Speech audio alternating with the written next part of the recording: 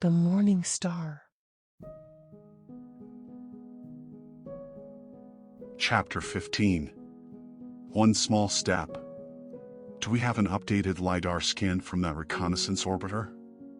Commander Isaac asked Belladonna, who had been synchronizing numerous satellites while they sat in lunar orbit trying to map out the perfect course for the descent. Commander, I have the lander prepared. We have all of the gear we will need on the surface of the moon. I also brought an extra cable interface in case we have any issues connecting with the rover. Toru said as he floated up from the rear of the capsule where the docking bay to the lunar lander was awaiting them. Great job, Toru. You can never be too prepared. Once we are down there, we've only got one shot at this, he replied, staring at the screen in front of him, occasionally tapping on some of the icons bringing up submenus. How are you guys doing with the VR gear? He called back to Maya, James and Eli, who had been setting up the system for hours, and it was ready to go. It's still a little weird being in VR while we are weightless. It almost feels too real. Maya said, taking the headset off her head and placing it on the table next to her. It kinda makes me dizzy, James said, rubbing his eyes. When they had loaded into the VR construct that Toru had prepared, it had taken them all a while to adjust to being in a virtual world while floating in zero gravity. You guys are going to have to get used to it. I think I've found what we are looking for, Bella said over their intercom. You did? Elijah said, raising his eyes up. What did you find? Maya asked. So it looks like the code that we are looking for was hidden on an old record that dates back to the early days of the simulation that David's reality is based off of. From what I can tell, it was in a record store in the town that Michael calls his home. Who is this Michael guy? Why is he helping us? James asked. He is an old construct. He came to understand the nature of his situation through my help. He thought his world was the entire world. And to him it was. If we can save him and his friends, they can join our community of friendly digital consciousnesses before he is lost to the void forever. To him, his world and his friends are just as real as your world and your friends. And David is trying to destroy both. So it's kinda like the enemy of my enemy is my friend? Elijah said. Well, yes and no. David's programming was twisted from the beginning. He was designed only to destroy. He finds joy in it. What a sicko, James said, shaking his head in disgust. And that is why we must stop him before his sickness infects the systems on Earth. If he can access the cutting-edge technology we have now, he will be unstoppable. Godlike. It will be the end of humanity. Commander, we have a course correction coming in 10 seconds, lining up for lunar lander insertion. Please make your way to the lander with Toru. Yes, ma'am, he said, unbuckling the safety harness across his chest and floating out of the chair, pushing himself toward the other end of the capsule. Toru followed behind, and they put on their helmets and entered the porthole of the lander capsule, closing the airlock behind them. Communications check. Commander, can you hear me?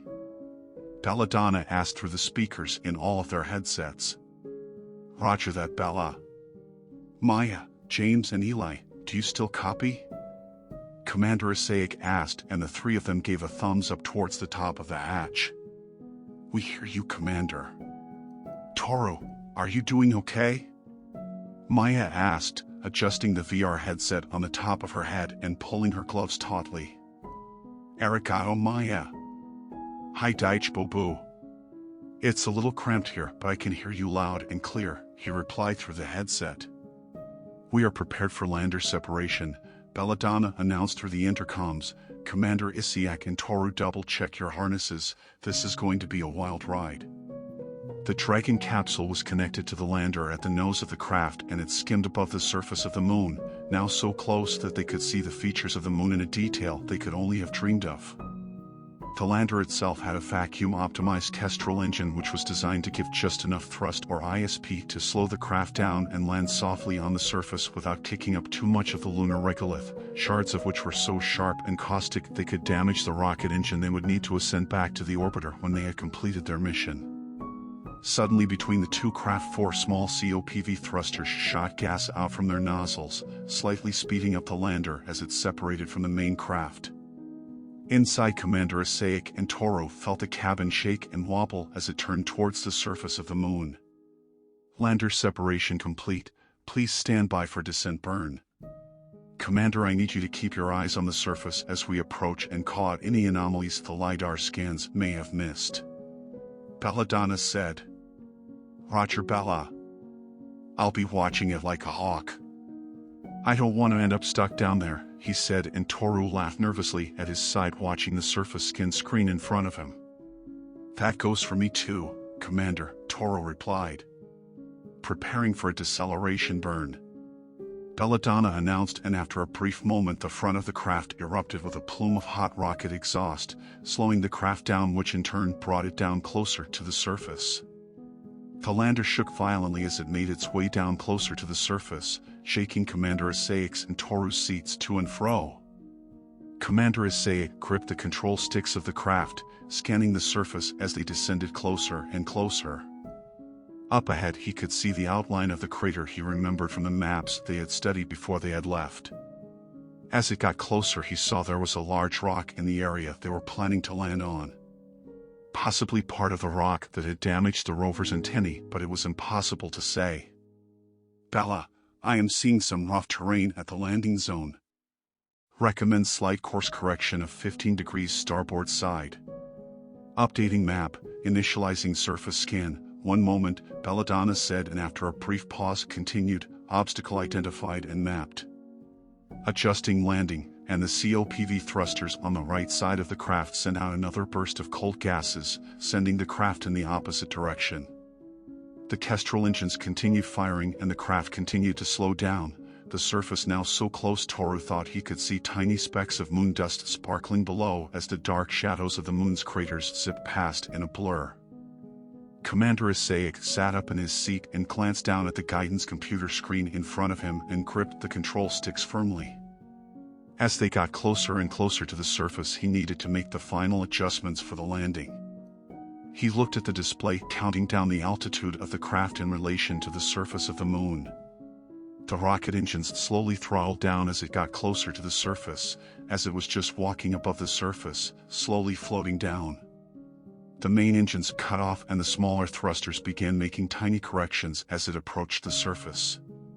Surface approaching, prepare for landing, Commander Isaic called out as the craft gently touched down on the surface, coming to a stop a few meters from the meteor he had spotted from above. Toru looked out the porthole of the lander, and in the distance he could see the blue orb of the Earth off in the distance. It seemed so small from this distance. And fragile. A tiny blue bubble in a sea of darkness and cold. And yet every person he had ever known, ever loved, lived down there in that blue bubble, and they needed to protect it from whatever was on that rover's computers.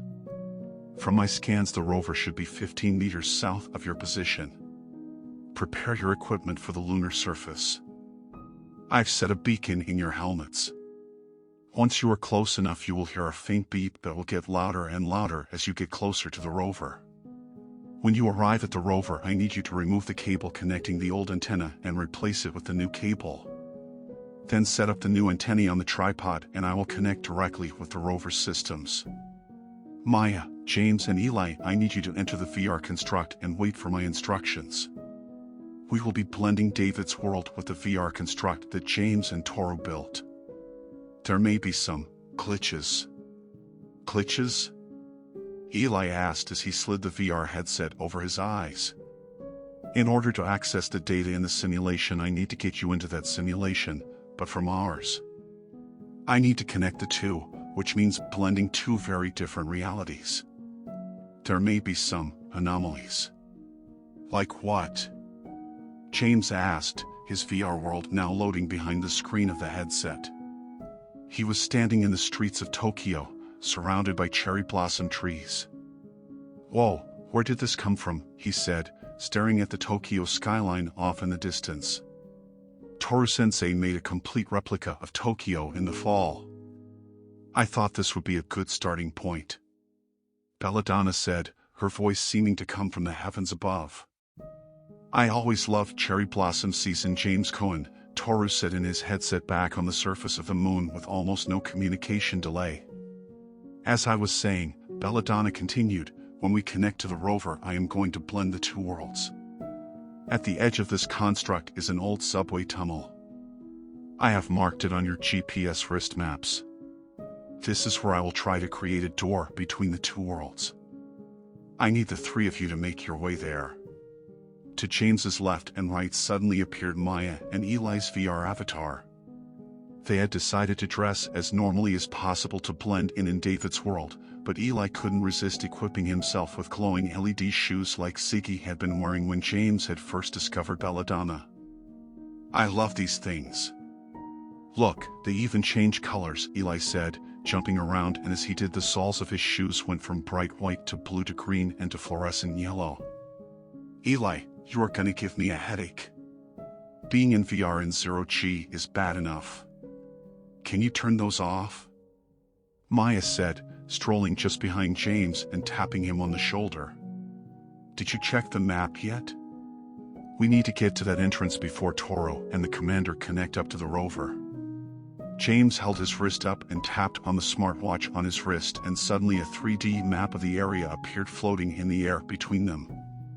A few blocks away was a blinking red dot in front of the main gate of an Shinto temple. Maya and James studied the map intently. "Looks like if we go," James paused, looking up from the map to catch his bearings before pointing straight ahead. "That direction is a straight shot." "All right, so what are we waiting for?" Eli asked, walking ahead of him, his sneakers still changing colors with every step. James looked around at the skyline surrounding them, seeing Tokyo for the first time virtually. He turned to his sister and said, "Is this really what it's like? Is this someplace you saw when you were in Japan?" "Well, there were a lot more people," she replied, looking at the empty streets, "and I don't think I've actually been to this part of the city. I mean, it is huge. You have no idea. But this is what it looks like, for the most part. Just like I said, with a lot more people. A lot of people. So many people. They have to shove us in the trains in the morning so we can all fit inside." Eli quipped, looking back at them as he went ahead on the sidewalk. "Do you ever want to move to the United States, Elijah?" James asked, picking up his pace to keep up as they walked down the empty streets. Eli stopped in his tracks and turned towards them, suddenly a statue of solemnity. "You know," he declared, "I've thought a lot about it, and I think I would miss my mom. And the food. But maybe I'll visit you guys someday if we make it out of this. I'd love to see Boston," and turned around, continuing up the street, his shoes turning blue then green before he clicked them off with his heels. "Is he always like this?" James said, glancing over at Maya. "He definitely has his moments, I'll say that." Back on the surface of the moon, Commander Isaac and Toru were approaching the rover in the distance. Each step they took, the small homing beacon droning louder and louder. "Bella, can you disable the beacon? I've got a visual on the rover, and that beeping is driving both of us nuts." "Sure thing, Commander," she replied, and a moment later there was silence in their intercoms as they stepped up to the rear panel of the rover. "Looks like it was damaged. Are you seeing this debris, Toru?" he said as he placed his equipment carrier on the ground next to the rover and pointed at the dents all along the side where the antennae connected to the main body of the rover. "It appears to be shrapnel from a larger impact.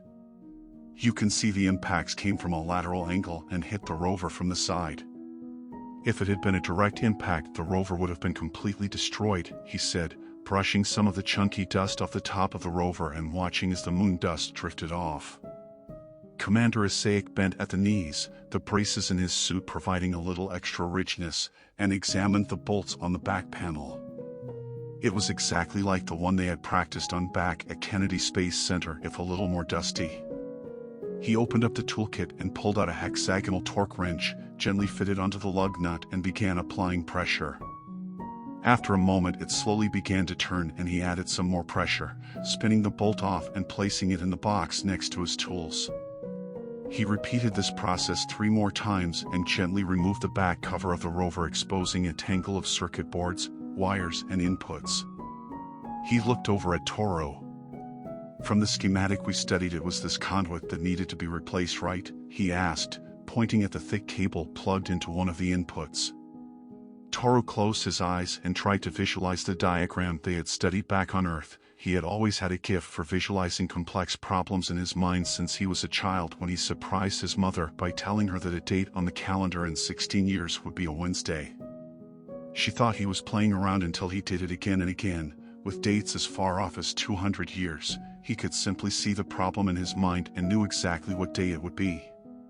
He did the same now with the electrical diagram they had studied, seeing all the connections and circuits in his mind's eye.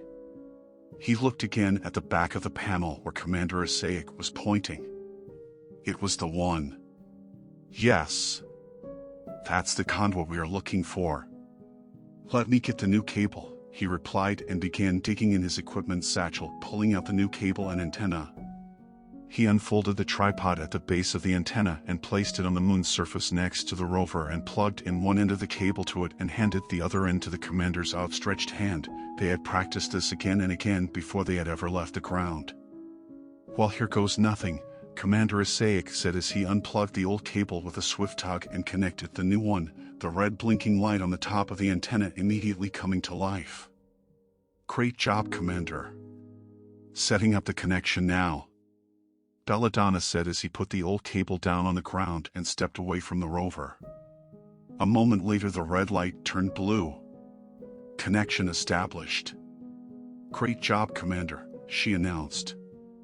"Guess it's time to head back to the lander," he said, reaching his hand up to Toro, who gripped his hand and pulled him back up.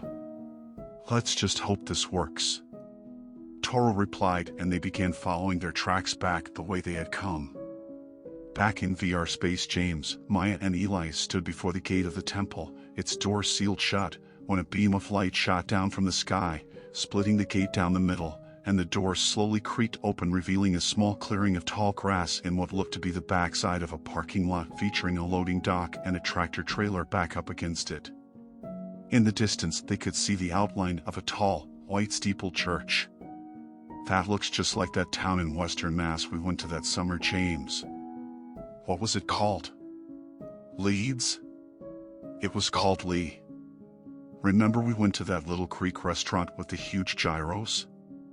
But I don't remember the town having that," he said and pointed his finger into the air above the church, where a massive quadrotor drone with what looked like machine gun cannons under its wings was scanning the ground with a red laser. It stopped, turned and flew away in the opposite direction. "What the fuck was that?" Eli said, staring as the drone flew off into the distance. "I don't know, but I think we should avoid it." "Come on. Let's go," Maya said and led the way through the gate with Eli and James following close behind. As they stepped through the gate, it closed behind them.